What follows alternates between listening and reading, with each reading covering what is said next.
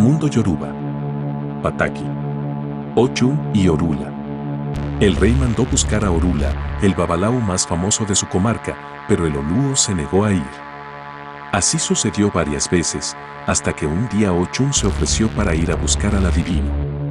Se apareció de visita en la casa del babalao, y como de conversación en conversación se le hizo tarde, le pidió que la dejara dormir en su cama aquella noche. Por la mañana, se despertó muy temprano y puso el ecuele y el illefa en su pañuelo. Cuando el babalao se despertó y tomó el desayuno que le había preparado Ochun, ella le anunció que ya se tenía que marchar.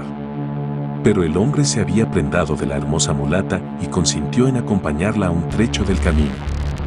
Caminando y conversando con la seductora mujer, ambos llegaron a un río. Allí el babalao le dijo que no podía continuar, pues cruzar debía consultar con el ecuele para saber si debía hacerlo o no. Entonces Ochun le enseñó lo que había traído en el pañuelo y el adivino, ya completamente convencido de que debía seguir a la diosa, pudo cruzar el río y llegar hasta el palacio del rey que lo esperaba impacientemente. El rey, que desde hacía mucho estaba preocupado por las actividades de sus enemigos políticos, quería preguntar si habría guerra o no en su país y en caso de haberla, quién sería el vencedor y cómo podría identificar a los que le eran leales.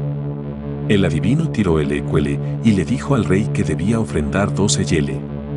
Luego de limpiarlo con las palomas, fue a la torre más alta del palacio y regó el algodón en pequeños pedazos.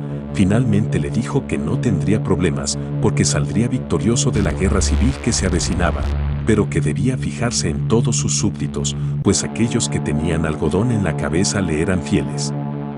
De esta manera Obegueño, que así se llamaba el rey, gobernó en aquel país hasta el día de su muerte.